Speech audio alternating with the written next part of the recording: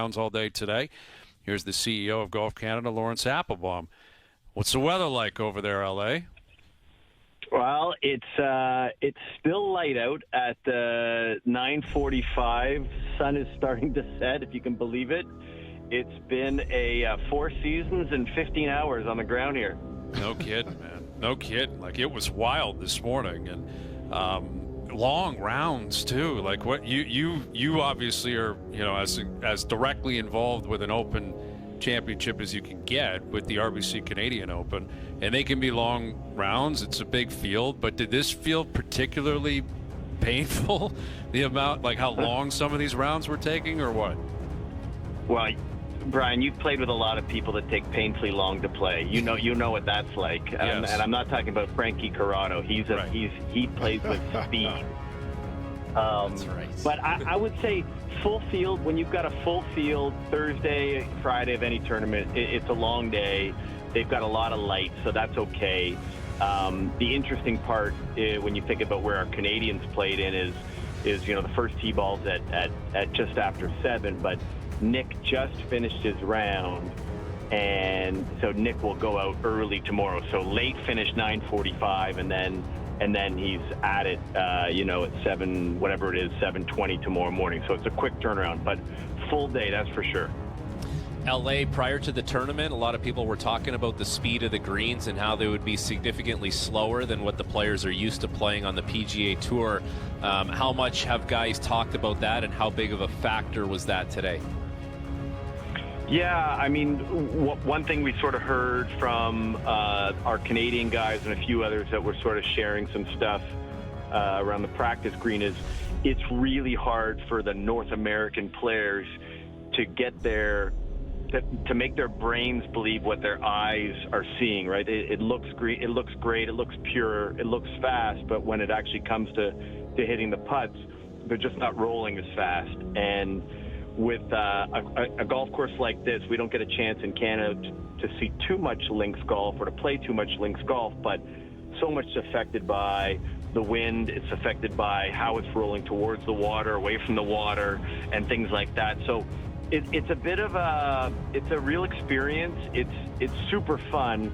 I mean, I caught a lot of it on TV as much as live. It just looks, it really does look as good live as it does on TV. There's not a tree on the property. It's these beautiful vistas. And then once you get out there, it's brutally hard. Like, it's so hard. How did our Canadians make out today? Judging by their score, it wasn't quite what they expected or wanted to do the first day?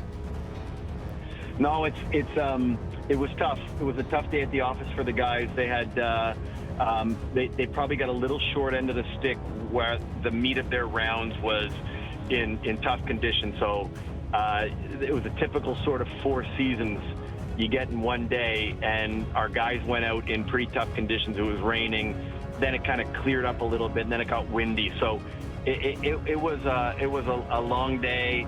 Our guys probably didn't do what you were saying, Strutty, not as good as they expected, but I do think you get a good day tomorrow, and probably the cut, they're sort of talking around the cut being around 4 over. So you have a good day tomorrow. Corey's right there, and our boys, they have a good day tomorrow. I think we're going to do okay, but it was a tough one out there. Absolutely. With Lawrence Applebaum of Golf Canada, Corey Connors 3 over, Pendrith 4 over, Taylor 6 over, Hughes 8 over. But like you said, if the cut line's going to be 4 over, then there's still a lot of opportunity to, at a minimum, make the weekend. Rory McIlroy has had such a fascinating year, winning at Pebble, winning the Players, winning the Masters. And then he hit that dip, and it coincided with coming up here, obviously, to TPC Toronto. And he performs, horribly. Let's call it what it is. I mean, on the Friday, I think he shot 78. It was a real struggle.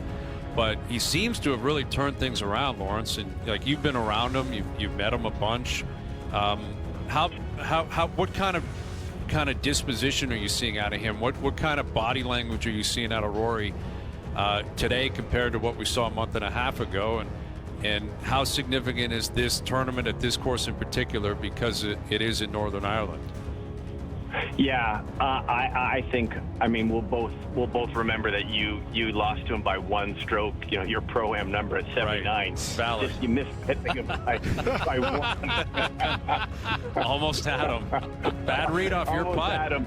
Bad read off your Yeah, putt on you know, 18. Blame the caddy. You jammed me there. Yeah, he jammed you. But the thing was, nobody was more gutted, honestly, than Rory about just didn't have it up at TPC Toronto this year. And I mean, the guy was gracious and did everything that you can ever ask of the guy. And sometimes it just doesn't work out. And so we were excited that Rory has been synonymous with our event, the RBC Canadian Open, since when he went back-to-back, on the bookends of COVID in 19 and 22.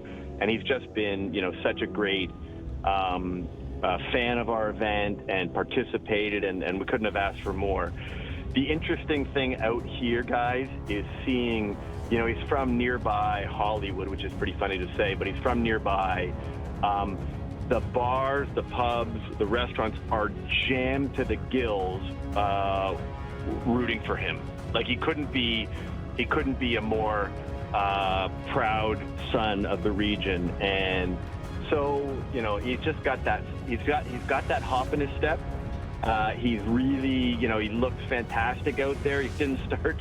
He did some media where he said he was thinking about, 4 years ago he went out of bounds off the tee, and then he said, all I've been thinking about is coming back to Portrush and getting off that first COK, and he almost did that. Unfortunately, he did bogey number one.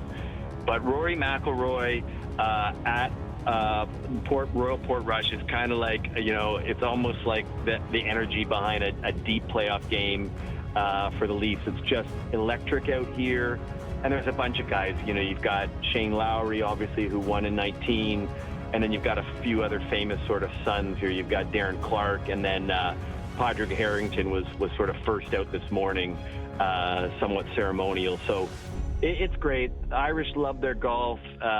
It's a game for every person here, which is kind of the way the game has been starting to flow in Canada and places around where everybody's enjoying it. Everyone's playing. It's so funny to see so many, relatively famous or people you recognize, and they're so into their golf. Like I saw Niall Horan today walking with Rory's group. I saw a bunch of other athletes, footballers that were watching and being part of it. So it's an amazing phenomenon, and the sport is in a really lucky place right now. LA, what's the feeling around Scotty Scheffler? You talked about all those players that, there would be, big crowds watching those guys. And I think a lot of people saw what Scotty said and said, wow, that's interesting that he would be that candid and that genuine and that open about what he's feeling. Have guys been talking about that? And what's the feeling around Scotty this week? Yeah, I'm not super close to that camp. I did see the comments, and the sort of the word with some of the Canadians was really like, it's great to see the candor that Scotty, as number one player in the world, sort of sharing. It makes you think about the work you put in and the drive to win, or the drive to be number one, or the drive for